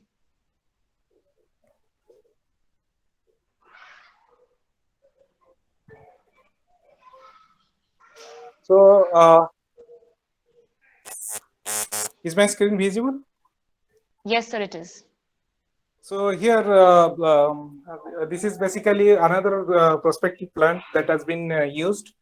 Basically, this plant called as yellow flame tree is used generally for in the purpose in the gardening purpose, but little bit information has been gathered regarding the phytoremedial activity as well as the potential for nanobiotechnology. So it is generally used in Indian subcontinent. These are used in the gardening purpose or for marking the roads, etc.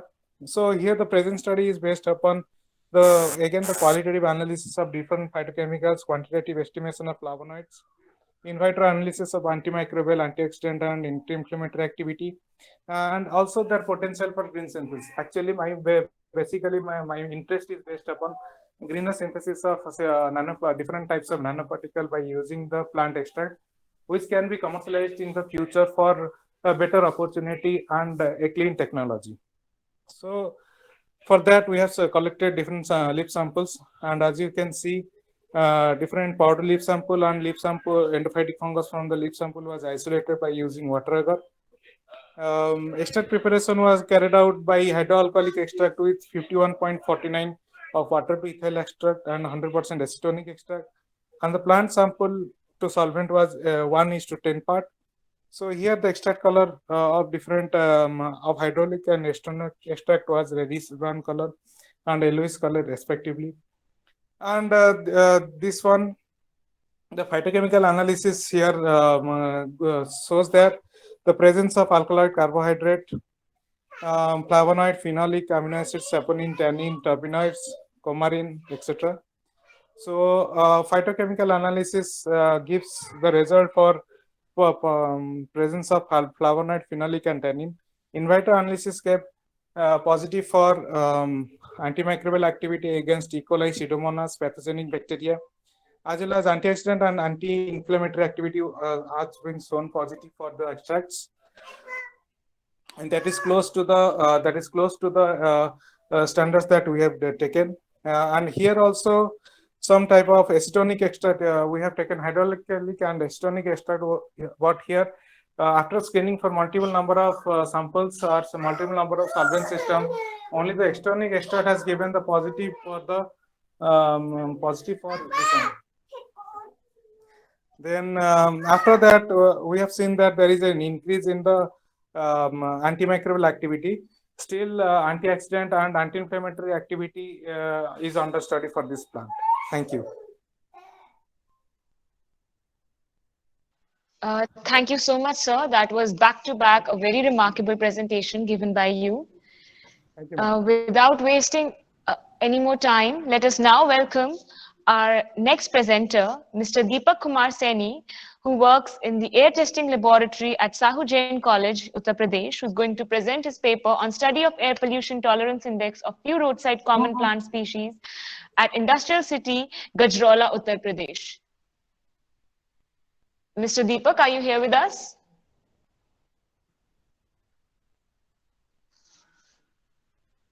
Okay, moving on to the next presenter. Our next presenter is Ms. Divya Arora, who's a research scholar at Motherhood University, Roorkee. She is going to present her paper on looking beyond globalization and economic growth, environmental and sustainable development. Very good evening, ma'am. Is I audible? Yes, ma'am, you're audible. And I'm presenting my paper. And thank you very much for making me part of this conference. It's been my pleasure that I'm a part of such a great conference. And thank you very much for giving me this opportunity, organizers. And I warmly give respect to the chairperson who will going to address us with his grace. And this is my paper which I'm presenting. I am Divya Arora, resource scholar of Motherhood University. These are the global goals for sustainable development, where we are discussing 17 of them, and I have covered two of them in my paper. First one, no poverty and inequality, where I have discussed fifth and 10th aspect. So, no poverty, gender equality, and reduce inequalities. So, we are looking at a globalized world, boundaryless business, and economic growth, where we have the policies of look west, have opportunities in east, with the Prime Minister goal, vision of new government with a new normal in pandemic COVID-19 outbreak. Myself, Divya Arora, and I have a co-author, Mrs. Ritu Arora, where I have been presenting the paper. This is brief introduction of mine, which is at your screen. Rather than wasting any time, I would like to pursue with my paper, which title is Looking Beyond Globalization and Economic Growth, where I have covered environmental and sustainable development. And I have conducted this research in Saharanpur region, the Western UP, the fourth city, which is a renowned name of West Uttar Pradesh in the terms of pandemic COVID-19 smart cities mission for the government. ODOP product of Uttar Pradesh.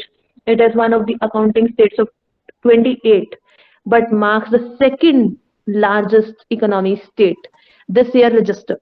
But one thing which has to be dealt out, an emerging challenge in this pandemic have been brought to miles but yet to cover another miles, where I'm discussing poverty of the region and with gender inequality and financial resources crisis.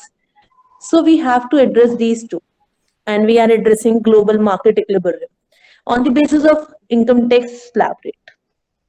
So there is bit interactions which have to be covered, and that was the objective of my research paper, where I have strategic plans to cover this journey. Being a smart city, does my city Saharanpur has the guts to stand out in the goal aspects of 17, the global goals for environmental and sustainable development.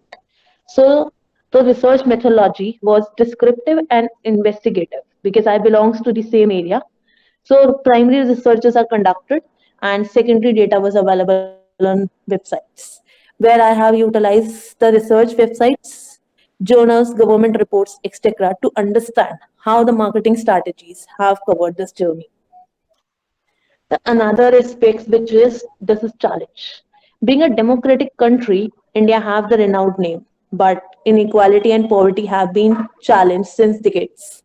Few controlled resources, few hand supremacy have shown environmental degradation because they have exploited the resources at their best potential to better the industrial need.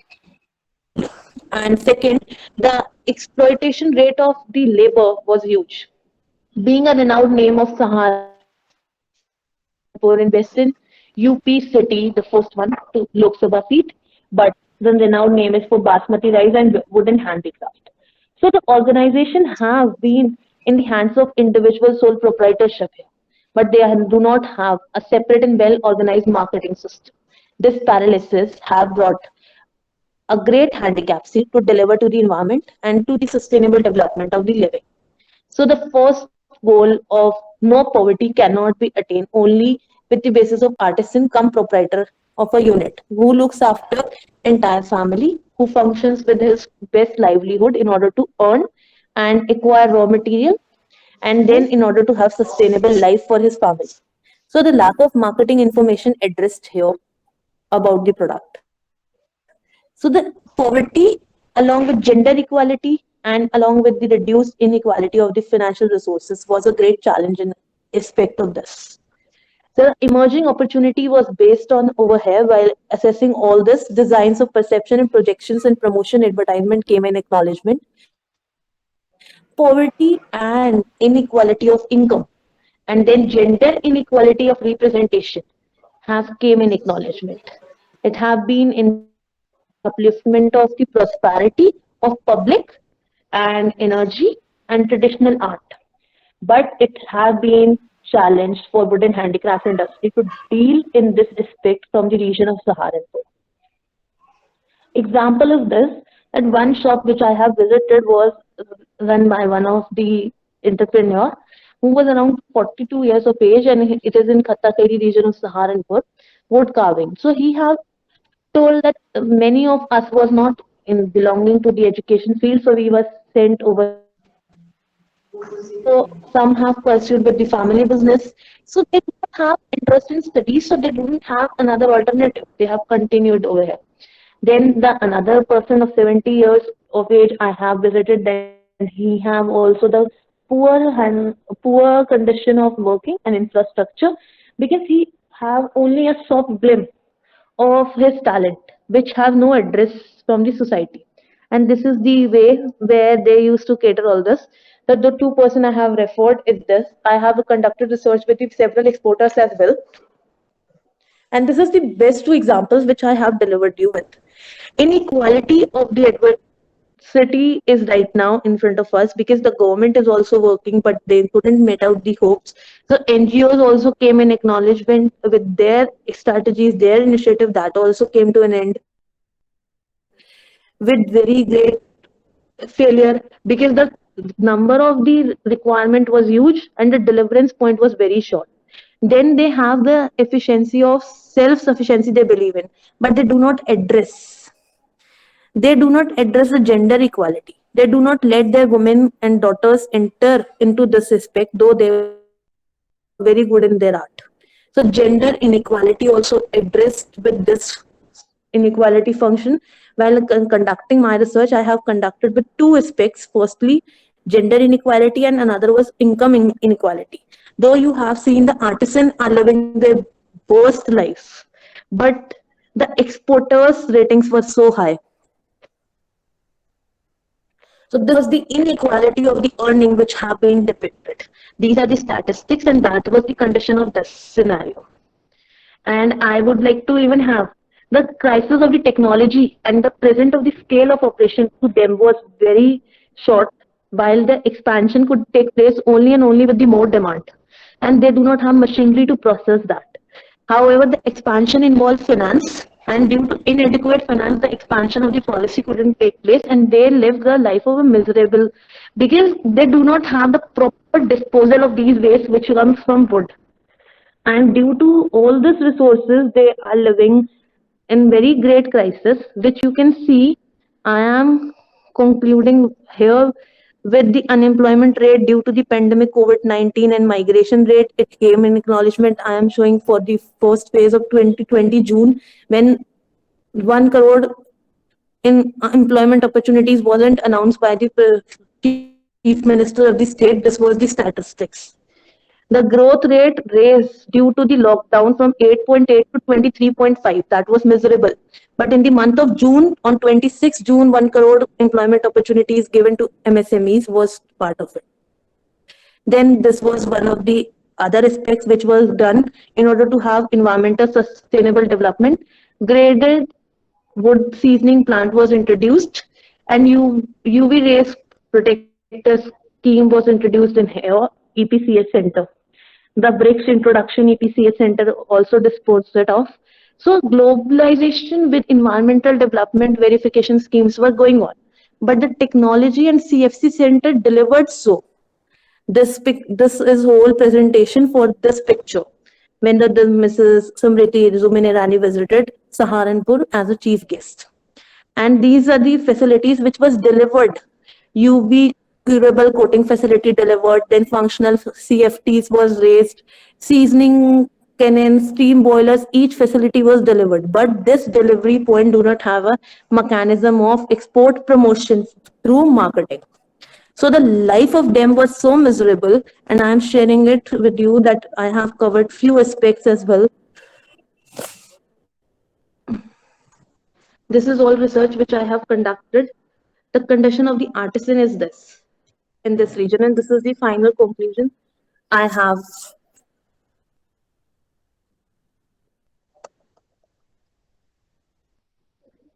There is no machinized work. There is no category where you can see.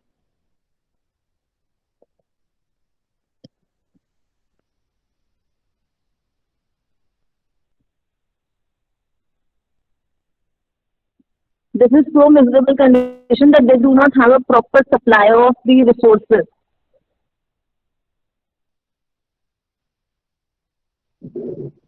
In this way, the living of them is there. And this is so poorly organized living structure.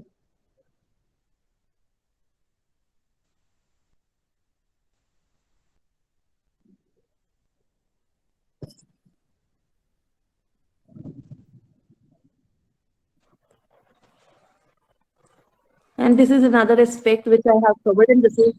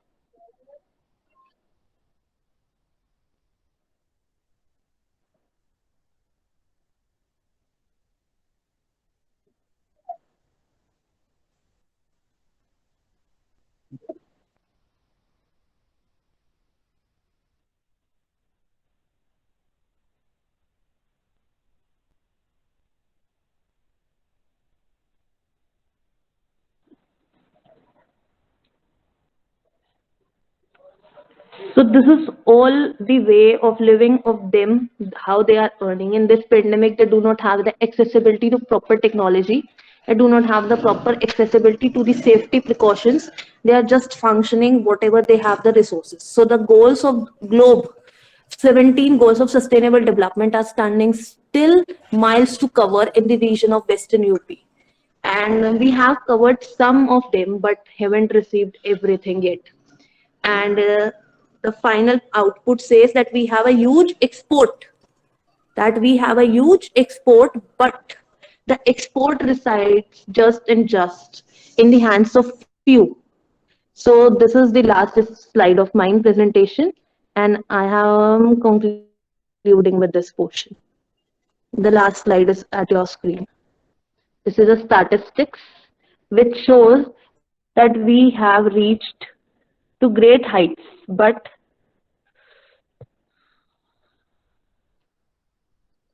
we have reached to great heights, but the scenario was not yet different for the common citizen of this country, where the artists have self-reliant India, vocal for the local, but they have to cover huge journey, which is yet miles to go.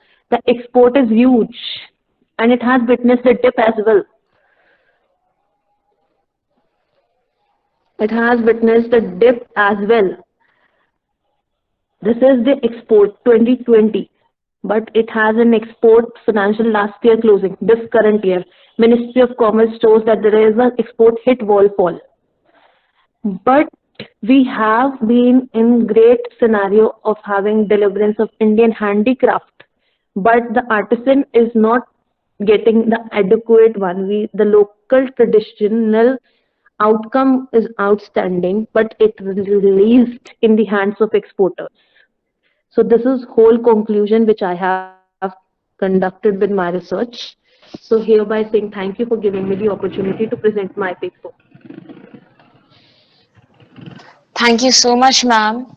Your paper really shook us, and thank you for showing us how much inequality is prevailing in our society. I am sure it must have taught everyone something.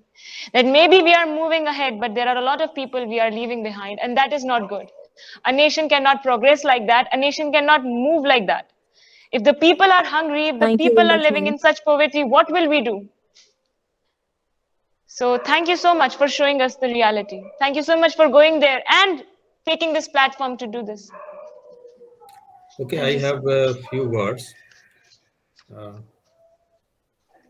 Divya Arora ma'am, actually Yes, Saharanpur sir. has very good market for I think wooden materials like beds and etc. So why the money is not going to the workers? Even a So we simple have, bed costs more than 1 lakh somewhere in the Saharanpur. I think I'm talking about the teak beds. Even they yes, have sir.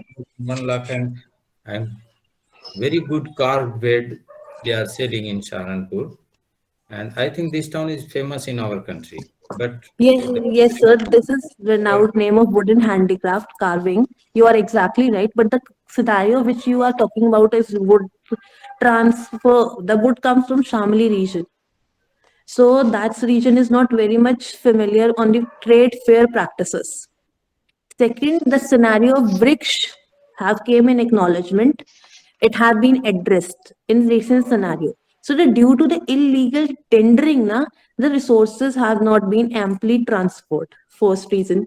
Second, the crisis of the financial resources in the hands of local artisans is just deteriorating because they have the orders delivery to exporters and the exporters export.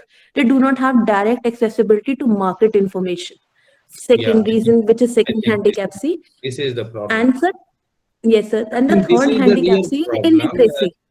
They are not able to market from their own sources. Okay. Yes. So two aspects. First is illiteracy of them, and second is financial resources.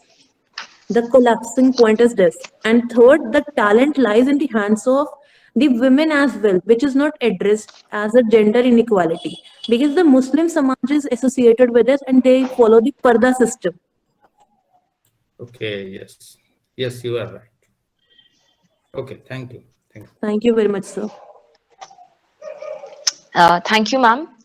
So our next presenter of the day is Mr. Aribam Devidas Sharma, an associate professor of economics from Manipur College, Imphal, who's going to present his paper on COVID-19 and health, a new dimension of sustainable development.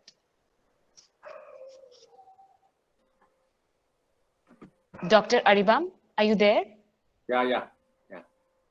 Is my PPT is visible? No, sir, it's not. It's not.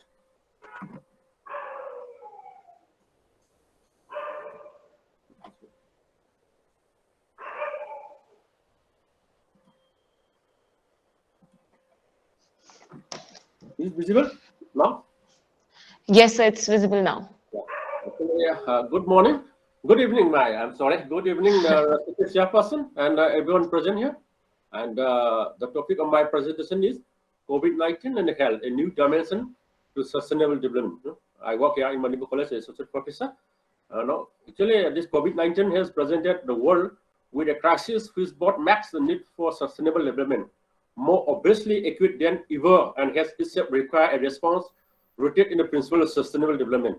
Similarly, the countries which have to this point mounted the most successful responses. That is, those countries which were following the sustainability development approach found to be successful in tackling this pandemic. And in this context,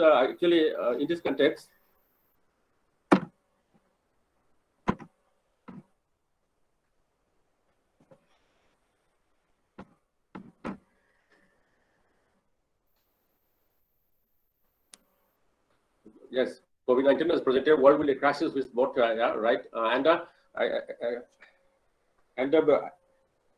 before COVID-19 pandemic break out, the world was highly focused on increasing environmental problems and social issues that many believes arose from the controversial economic policies and the global threat.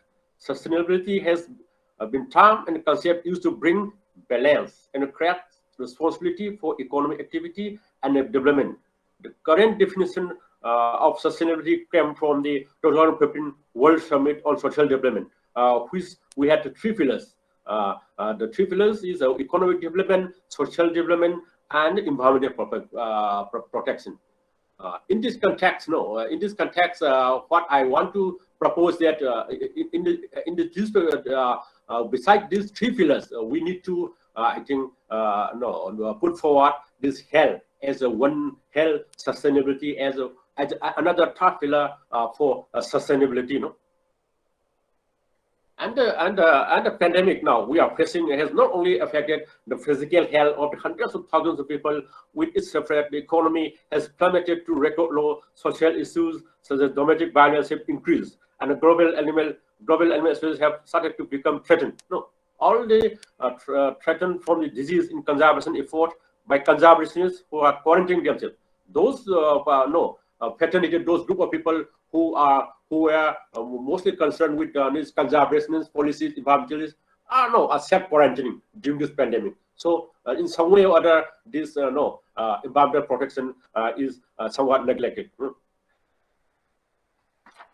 And the animal are now being left uncared, and for example,